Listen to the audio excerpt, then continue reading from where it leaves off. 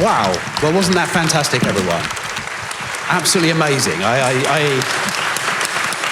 I've been programming in C++ pretty much my entire professional life, and I didn't know half of the backstory. I don't know how much people learn from this. I learned a ton, and we've got to meet this amazing group of people that you see in front of us.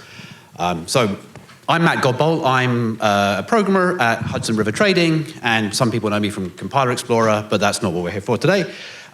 We're here to celebrate C++ and the amazing documentary we've just watched. And with me, I'm glad to say, are some of the cast members you saw on stage. And of course, first and foremost, Dr. Bjarne Stroustrup, who started this whole thing off in 1979 and has been with us ever since. So round of applause please for Bjarne. And we have Dr. Gabriel Dos Reis, who is a principal engineer at Microsoft and who is largely responsible for a bunch of the more complicated things coming into C++ and the Microsoft compilers. So a round of applause, please, for Gabby. We've got Nina Rons, who is the vice convener of the Standards Committee and is a director at the C++ Foundation. So a round of applause, please, for Nina. Hope you got that right. Eric Lubow, who is a fellow HRTR and is responsible for the teams that are writing most of the C++ that we use in our production trading environment. So, Eric.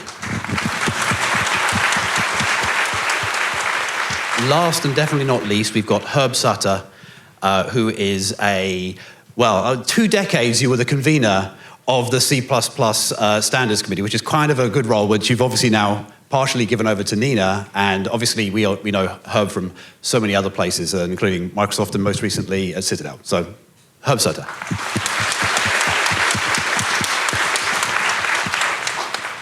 So, Bjarne, starting broadly, we've just spent 90 minutes watching what has got to be the most surreal experience for you, to see a movie made about something you created. But what is it you would like people to take home from this? What would you want people to have learned from this? What's the one thing you'd want them to go home? One thing is hard to do, so I'll do two. One, you have to be driven by real problems. Theory is great once you know what the problem is, but it's a poor guide to what is important and what you're going to do. And secondly, you need not just to be able to express something, you need to be able to afford to run it once you've done it. That's certainly a reason why I picked C++ early in my career, was that for those reasons. But sort of the thing I think about C++ is how much of a practical language it is. We run at HRT a gigantic amount of C++. I think Eric mentioned how much we had in the documentary, and I was wondering, Eric, can you speak? Why is it that we use C++? Why did we pick C++? Yeah, I could speak to that a little bit. At the end of the day, it's when you look at the scale that we are running our C++ on, HRT it's a quantitative trading firm. We have so many interesting, challenging problems that we need to solve at various spectrums of performance sensitivity. And when I say performance, I really think both the latency sensitive side of things and also the throughput sensitive side of things. And C++ really just does a great job allowing you to operate on really performance sensitive code, but also provide the abstraction that you need so that you could have hundreds of developers all collaborating in C++ and working with the abstraction layers that only a language like C++ really provides. So whether we're dealing with market data handlers, order entry handlers, or even very performance code in our research sensitive environment, in our research environment, C++ really provides everything that makes that possible at scale. Yeah, Herb, you look like you've got something to say here as well, I'm sure. Yes, I spent a long stint at Microsoft as well as chairing the committee, but before and after that I was in finance, and I think looking back it's no accident. So the first time I ever encountered C++ was on a trading application that was being written in C++ in 1994 back at Toronto Dominion Bank, when it was still called Toronto Dominion Bank. That was a long time ago, and now I find myself back in the same industry with you guys, and it's no wonder that the world's modern financial system as it is now, as we know it, as well as you could say the same about many other industries, could not exist without C++. So thank you, Bjarne. Yeah. We may move money way too fast sometimes, but you help us to do it. How do you feel about that legacy? There's a moment in the film where we talk about the C++11 moment, or the OX, where OX is not hex, which is hilarious. It was described as a sort of Renaissance moment, but what is it about that moment what made that the turning point for C++? So besides, part of it was that it had been gestating for that many years, so you had that much more to deliver in one release. But it was more than just that. It was that there were so many features that programmers would actually use every day. Whereas you might sometimes add a feature to the standard that's really important to have in the standard, but maybe only 10%, 5% of programmers are likely to use in a given year. Everybody uses lambdas. Move semantics. You don't even have to write any code to get move semantics a lot of the time by default. Auto type deduction, so standard smart pointers instead of rolling your own third-party libraries, and the list goes on. And to me, the litmus test that I often use in explaining it is with C++11, as Bjarne said, it felt like a new language, and one measurement for that, because I like to be empirical and measure things, is you can look at any screenful of C++ code and tell whether that code is pre-C++11 or C++11 or later. Like, you can just tell because it affects the way you code that frequently. Just take a look at any screenful of code and you'll know. But all that other code that you wrote still compiles and is just as good as it always was. And that compatibility story is a huge reason for C++'s success. No, absolutely. Yeah, as you say, if you see the new keyword anywhere, then you probably know that it's of a certain age, shall we say. So C++11 obviously was a C++ standard. The standards committee is a big part of what makes C++ what it is. This question kind of is more for Nina over there. Sorry, I can't even see you. Hello. Hi. Hey. From your position on the standards committee, how do you look at how new language features come into the core? How do you deal with proposals? How do you think about the language as it shapes into the future? Well, excellent question.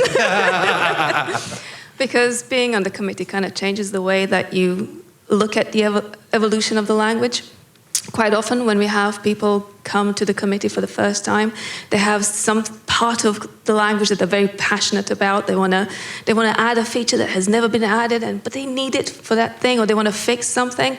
So quite a lot of first proposals tend to be something that people are passionate about, but it's a small kind of feature, and they realize that they can invest their own time into getting it into the language, which is great. Please do that. Excellent. The thing is that even small features require some time from the committee, because it's not just the author's work that they do to prepare the proposal. It still needs to go through at least 2 groups, if not more, multiple iterations of review. So they do take up committee time, and we do have limited resources. So a lot of small features can end up actually clogging the committee. The other thing is that while you look at any one of those features and you think this is a great feature, I really need this, and it's harmless, if you get a lot of features without any kind of coherency between them, you can end up with a disjointed language that's not particularly coherent. So you do kind of move from looking into, does this feature solve my problem, to where do we want to take the language? What is the direction of it? Now, one thing that's a little bit of a problematic with the committee is that we're not an organization in the classical way where we have dedicated resources and we can tell people what to do and what to focus on. We can't do that. It's really very much whoever comes and whatever they want to work on. So we have been trying to solve that by actually having a direction group that sort of looks at where we want the language to go and then advises on things that we want to focus on, and hopefully we get people trying to drive the features in that direction. It's not perfect, and it's almost herding cats kind of problem. But yeah, that's kind of where I went. I went from looking at little features that I think are cute and I really want them into the language, to now looking at the feature and thinking, does this actually fit into the direction we want to go in? How much resource is going to take up, not just from the committee, but also from the implementers? And then also, how much overall bandwidth we have to add things to the language, and if we add this, what else are we going to have to sacrifice? That's cool. Good. Bjarne, it looks like you've got something to say. Yeah. From my perspective, language design is something that should change the way people think about how they design and implement code. And I would say most people in the committee has not that view. They are much more with a kind of development view, where they would like to have their current problem solved immediately. And few people look at the language as a whole and look at the language as a way of expressing ideas and thinking about ideas. And that has the negative effect of having too many small features that helps a few people, and it's very hard to get features in that change the way people think, because a lot of people don't actually like to have their thinking changed.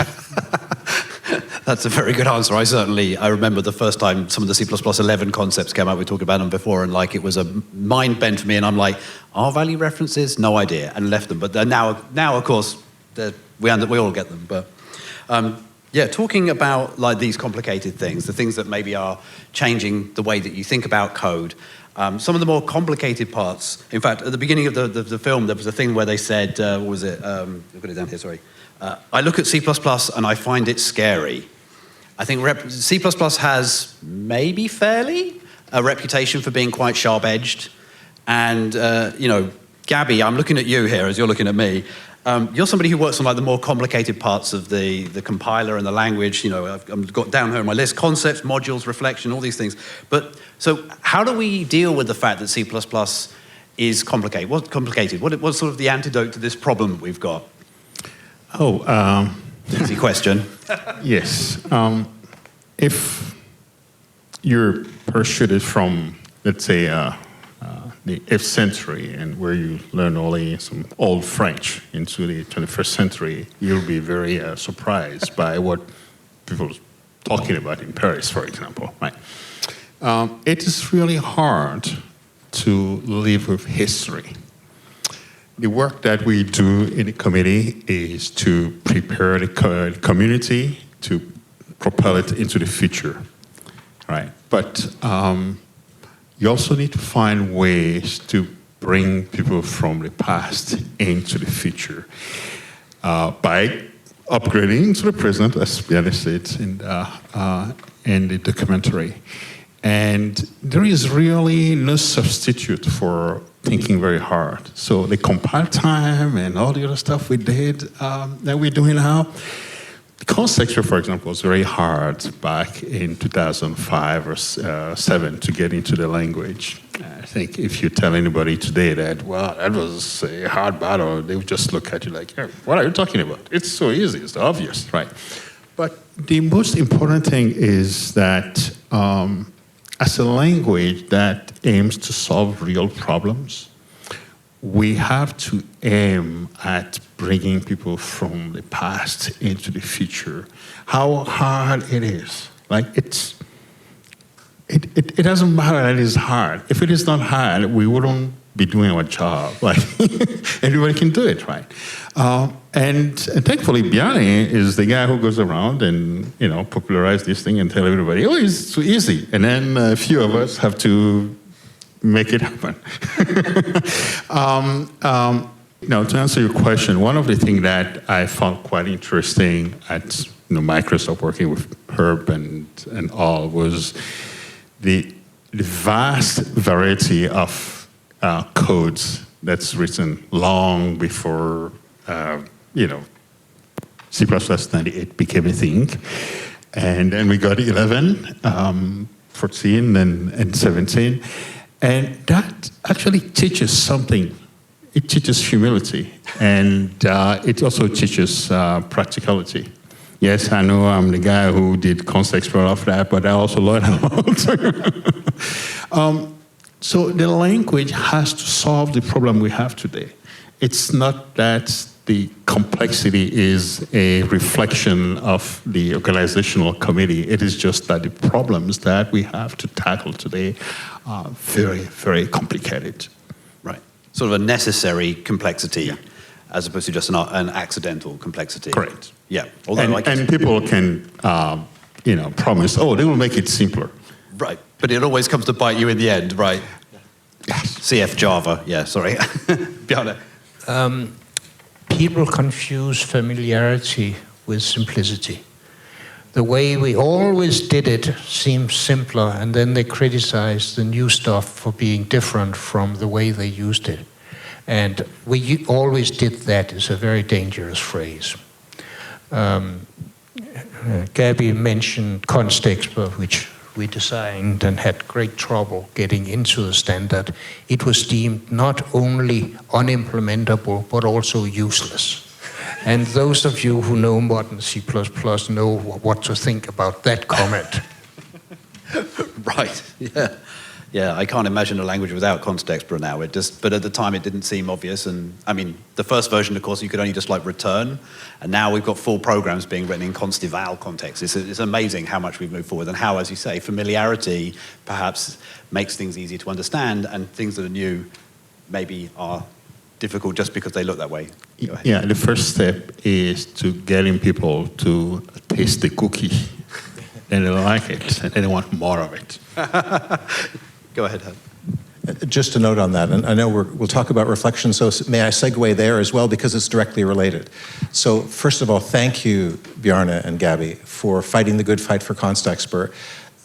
It was in harmony with the direction as C++ was already as she has spoke, because everybody was using template metaprogramming, sorry for the cuss words, to express compile time computation. People wanted it so badly, they were abusing a type system to compute stuff, which it was never designed to do.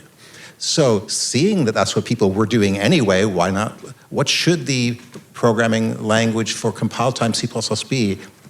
It was not obvious that the answer was C++. It is very good that the answer is C++. And now almost all of C++, and even in the standard library, can run at compile time as of C++ 26. This was essential, but by the way, the people who said that, hey, this is going to be hard to implement, and I rephrased it from unimplementable to hard to implement, weren't wrong. How many of you, show of hands, enjoy having Constexpert code and const-eval code now? All hands must be up, certainly. I mean, if the comparison is template metaprogramming, I'm in. Yes. Yeah. How many of you understand that in order to make that true, you actually now have 2 C++ implementations inside every C++ compiler? Because now every C++ compiler contains a C++ interpreter that does the C++ compile time, compiles, essentially interprets and runs your program at compile time to build a C++ program, which is then run again at runtime. So it was not without cost, but I'm sure glad we did it, because reflection is the biggest use case. We could not do static reflection, and other languages have reflection. In short, C++ is different. It is entirely static, entirely compile time, and it is so important because it is the best summary I've heard is it gives C++. It is C++ giving you, the programmer, the keys to its own machinery. Whereas you could always write a for loop over every element in a vector, so data over data. We've always been able to do that. Now you can write a for loop over every member function of a class and inspect its name, its return type. Does it have parameters in a certain order? Does it have certain attributes and annotations? And this is going to power at least the next decade. We do not know all the things that's going to power and make possible. But the fact that C++ is now entering this next decade where you can write code, the program can introspect itself, can read itself, and generate more of itself. So the parts of your program are not actually written by your fingers on the keyboard or expanded macros, but they are actually programmatically generated, is a fresh new direction that will actually replace many things that we've reinvented solutions for across industries. Yeah, go ahead, Bjarne. Comment. First of all, the comment about Constexpo being impossible was a direct quote. And it was done in the committee as an attempt to block it. Secondly, out of the idea of compile time computation, which started with Constexpo, we got concepts that constraints templates, which gives us metaprogramming along the lines that Alex and I was imagining. It was that 12th thing that I didn't know how to do then. It's there, and also it underlies the static reflection. The word static there comes from the compile time stuff. So this was a very interesting thing, and of course we didn't know all about what it was at the time, but we did have some ideas. Gabby and I was working on this for years in Texas before it got to the committee. Go ahead. Oh, go on. At the risk of a side comment, but I think it speaks to, I'm going to say Bjarne's genius. You're just going to have to sit there and take it, sorry. I have respect for those who are academics. I have great respect also for engineers, because when you're an academic, you can easily be in an ivory tower and not have to actually ship something that works. An engineer builds a machine, whether it's in software or hardware, and it either works or it doesn't. And that is the proof of whether something is real, is that it works or it doesn't. But then you also have another more detailed, so the engineer is a pragmatist. Then you have another level of, and this is something Nina referred to, but I'm going to give different words to it, of someone who likes to build small things, small gadgets, and individual solutions. There is huge value in being neither the academic nor the tinkerer who builds only tiny things, but the engineer who builds systems and who builds things that work, unlike the academic, and ships at scale, and unlike the pure academic, but also isn't a tinkerer just doing the little gadget of the day without a cohesive vision. Bjarne's success is he is the engineer in the middle who is an engineer, not just an academic, who wrote a compiler to make it work. But he has a broad vision of the language and isn't just trying to solve the problem of the day. That has immense value, that vision. And the vision coupled with the ability to execute on it and make something that actually works.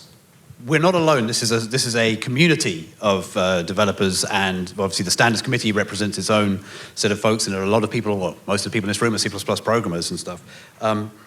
I'd like to sort of think about the community. We do mention that we started in a Wild West kind of environment, and it sort of has gradually become more process-driven. But we don't want to leave the community behind. And I wanted to speak to Nina, sorry, again, I'm going to crane my head round over there and ask a question, because you have, again, with your other hat on, another sort of perspective on this. You're one of the directors of the Standard C++ Foundation. So other than just the standardization work itself, so gesturing with the microphone now, what other parts does the foundation play in the broader sort of ecosystem of development and keeping it healthy, sustainable, all those things? Well, first of all, the foundation is Herb's brainchild. But, majority of the things that we do is we kind of try and support the committee in being as efficient as they possibly can. That is our primary role. But then there's also running isocpp.org that provides all kinds of resources related to C++, the news, the meetups, like there's all kinds of information. It's trying to bring the community together in one place. There's CPPCon, which is the largest C++ conference. Thanks to HRT, we're able to have the recording of this panel on our channel, including the documentary, which I believe is also going to be available on the YouTube channel. So it's also about popularizing C++ and trying to bring the community together to be able to get more benefit. I think one thing should be mentioned that we do from the foundation. We pioneered the idea of putting all the talks from the conferences onto the YouTube, and that has been followed by many organizations, well, including this one. We can wait for June 4th that it'll be And here. everyone will be able to see it, exactly, yeah. This was started by the foundation. Well, the democratization of this kind of learning, yeah. A lot of the stuff that you have worked on has been at compile time, which is sort of like one of the sort of newer parts of C++. You know, I'm a sort of assembly programmer, C programmer at heart that's begrudgingly climbed my way up to the abstraction levels that C++ give me. As more and more stuff gets into the compiler itself, what are the benefits we're going to get, and are there any drawbacks for that? You know, what are the trade-offs that we're making? Engineering is about trade-offs. I think in the documentary, it was Brian Cunningham who said C was great, but it didn't have the tools that allow people to talk about what the program is doing as the program is getting bigger. The thing that C++ did was to allow programmers to think and write at an abstraction level that's more appropriate for humans than to machine. And as we go and the language is successful, people want more problems to be solved. And those problems, they are not easy. If they were easy, they would have already been solved. They won't come to C++. And because they are more difficult and harder, they require a higher level of thinking. So the language itself, if it wants to be relevant, has to adapt. So it has to raise its levels of abstraction. It has to provide the tools for developers to think and express the solutions. So that is why we're getting these compile time, more and more compile time, evaluations. We're getting now into, I'll say, a new phase where AI is more popular. What we'll see, it's difficult to predict the future, but this one is a little bit more empirically observed, is that we will see more and more code that is generated, both at compile time, at runtime, and in between. So we could get scared that, the language is already too complicated.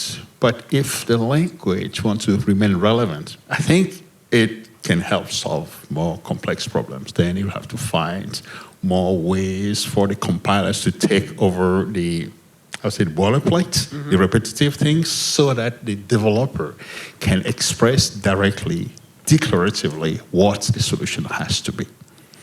And that is unique in the programming language history. And we have a lot of tools to be very competitive and hard to beat.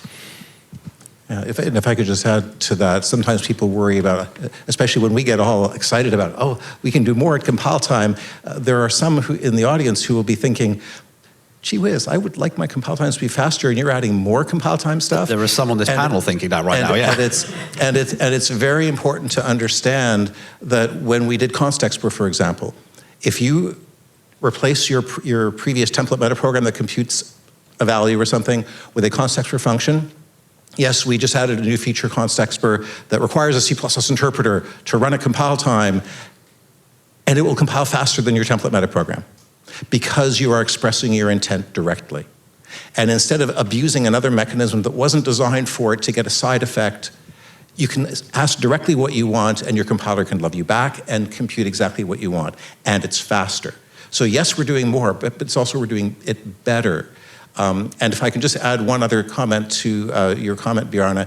I am kind of proud. I think CPCon was the first conference, C++ conference, to professionally record, which is expensive, all the talks and put them on YouTube. But there were plenty of YouTube talks before CPCon about C++. But I think we were the first to just systematically say, no, we're going to spend the money to do it professionally, which really increased the quality. And I'm glad. Thank you, Bash Films, and they are actually now being used by other C++ conferences as well. So it's just great to see the quality out there across the industry. Yeah. I can add to that, constexpr was partly a response to the excess compile times of template metaprogramming. So it was also and deliberately an attempt to speed up with compilers. Another example of that is modules, which sometimes, if you do them right, gives you 10 or 20 times speed up. But you have to do it right, and you have to have a good implementation. We will get similar effects once static reflection gets tuned to compile at the speed it should compile, because it will take away a lot of other stuff that would otherwise have to be compiled. Oh, yeah, I just wanted to add to what Bjarne just said. So you mentioned context-aware modules, and in between we had concepts. So one of the things that Eric Lubow, who did ranges, measured was that when he re-implemented his range library using concept, it was compiling faster. Instead of Spinne, is that? Yeah, instead of Spinne. Spinne, which was this kind of, I don't know what it stands for anymore. Another surprise of, But it is this thing where you express your intent through circumvolutions, and if you know what it means, then you're good. If you don't know, then yeah. And part of it is with concept, you get more structure that the compiler understands, the programmer understands, and now just go boom. Right. And by the way, all of this compile time stuff means that errors come at compile time, not at runtime. I used to have an example that says, I really don't want to be sent into the debugger if I am running a telephone switch on a rainy Saturday night in Bogota, where there isn't a programmer within long distance. I want that error to be found long before, while you still have a competent programmer sitting by the machine. I think, yeah, us in finance will also agree that having errors in compile time is much better than the alternative. Sorry, Herb, you look like... We could go on a long time about this, but one thing that must be said, especially since security and safety was mentioned. So we have improvements in C++296, but even before that, most people were unaware that all this compile time context per code that we've been writing more and more and more of has always been free of undefined behavior. There has already been, for the last decade plus, a significant and now large subset of C++ code that is free of undefined behavior. That bears noticing, even as we continue our work to remove UB from the rest of the language as well. I'll just add two things here from the HRT perspective. First, responding to something you said earlier was HRT has its own sort of pre-implementation of reflection before reflection came about. It'll certainly be interesting to see kind of like what is the net result on compile times when we strip out our old implementation and try to leverage what the standard has offered. And the second thing that I just wanted to plug HRT-wide is we have our own like pretty cool distributed build, but big picture that is to solve the problem of builds are complicated and slow. We have a very large code base, as we alluded to earlier. So any improvements in the compile time space will certainly benefit us greatly as well. No, that's interesting. We've got to move along. One of the things that was said in the movie was that C++ was never designed to be the only language, and I know that many of us in this room and those who work in finance will have dabbled in other languages from time to time. From an HRT perspective, what does it look like to interoperate with some of the other languages that finance uses? Like Python, for example, is the one that I can think of. Yeah, so it's worth mentioning that C++ is a very important language to HRT, but Python is like, I would say, the other major language that software developers at HRT use. And we leverage Nanobind predominantly to interoperate between Python and C++. And what that might look like in practice is we have researchers who are oftentimes operating at the IPython notebook level. They're working with Python code that might call into the C++ layer for all the performance-sensitive code that ultimately ends up getting executed.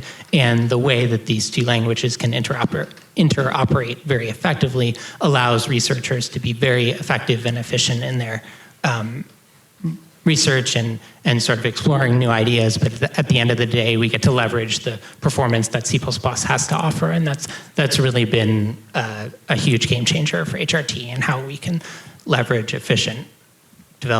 make developers as efficient as possible in how they approach their roles. The right tool for the right job in that instance. Yes. Exactly. And Bjarne, sorry. And that wasn't an accident. C++ grew up, was born in a multilingual environment. And at the time, most people designed their languages so that the other things could be used from their language, but their language was unique and in the environment. I wanted things to go both ways, and it worked. No. And that's an excellent segue into the sort of last main question I have here, which is to you, Bjarne.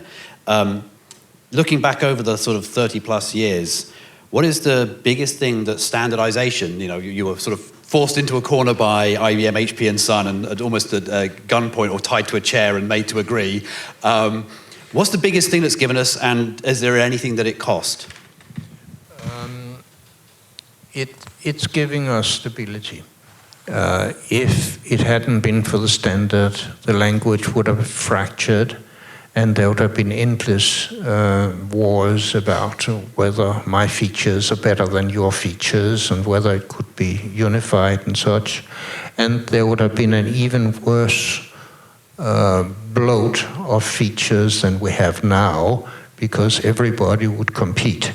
It's like in the old days when people were competing, who's got the best processor? Mine is better than yours because it's got more instructions.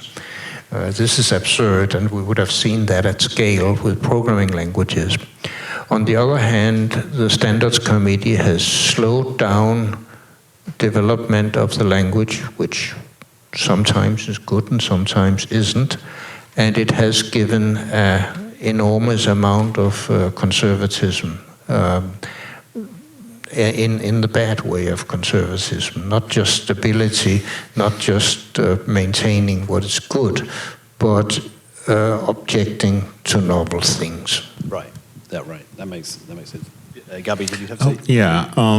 So we talk about the Standards Committee, but I think another aspect to the Standards Committee is that it allows a multiplicity of implementations.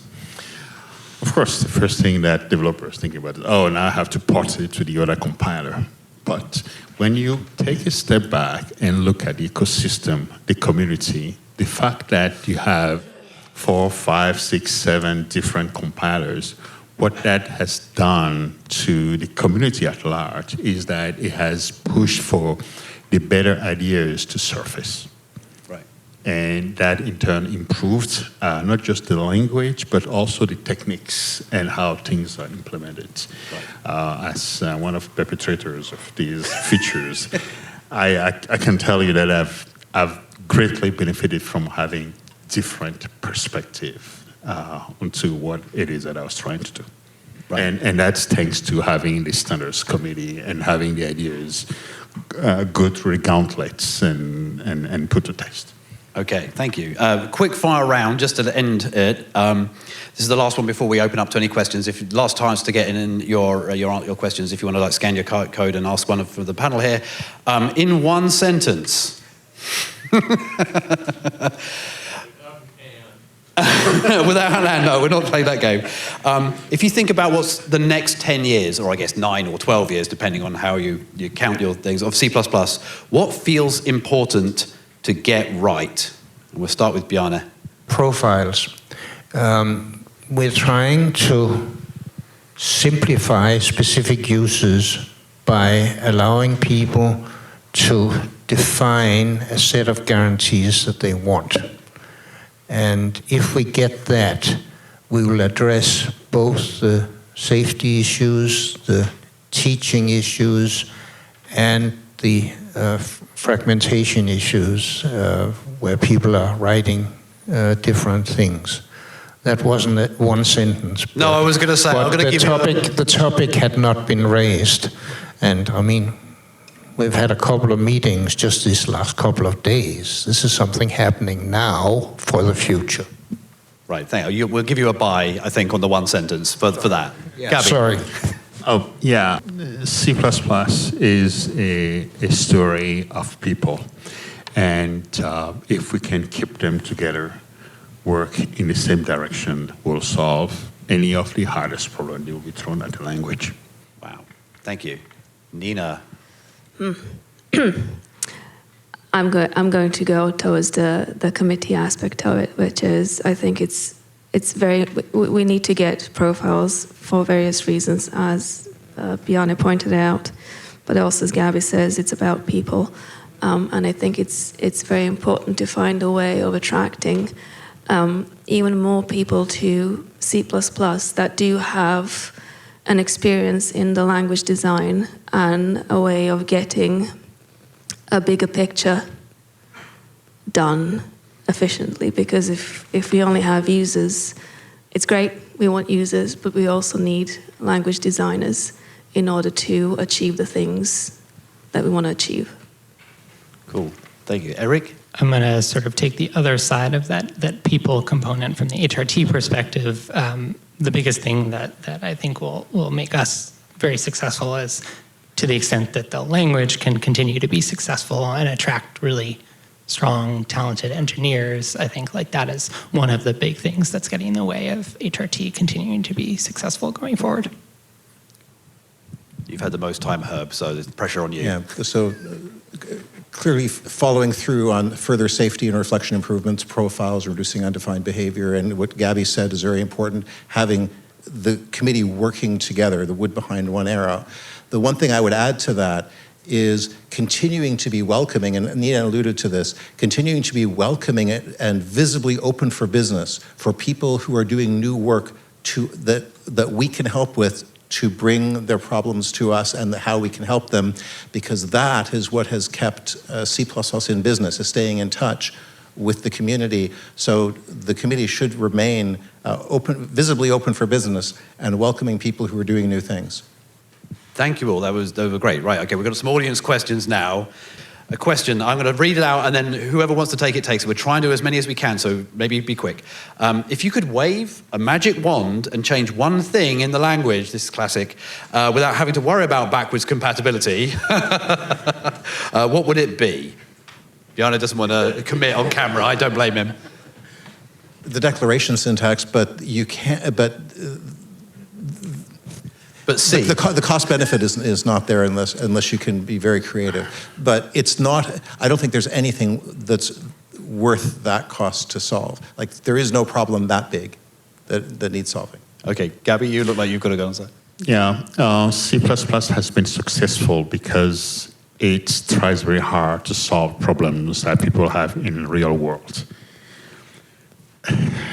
Magical things don't work. Magic doesn't exist. Okay, sorry everyone. Sorry whoever submitted that question. I think we'll go with that. The thing I always heard was, the magic is, the problem with magic is that once you've been explained how it works, it's disappointing. And I think that would probably be the case in this instance. Okay. Something's just been voted up, but I was going to another one. How can reflection code be tested and debugged? So we are going to need tools to get better so we can see the generated code. And it's no accident that one of the first things you do when you generate code through reflection, certainly with C++26, a lot of the generated code will be like actually generating code files. Well, you could step into those. Your debugger, it's just code you can actually see, your debugger can step into.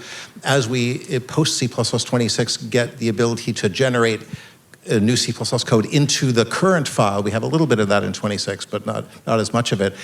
Then tools are going to have to level up and be able to give us visibility to be able to see and step into the generated code as well. Yeah, printf debugging is back, is what I'm hearing. It never left. Oh my gosh, from the audience there. Do you see the rate at which C++ is evolving to keep up with the current pace or accelerate or slow down? How can developers best keep up? You don't have to learn all of C++. first thing. Right.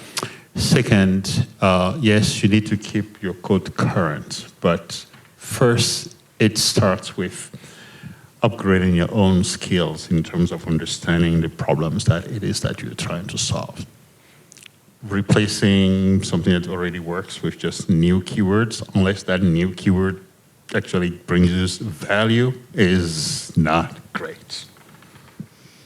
And I think we need help to do that.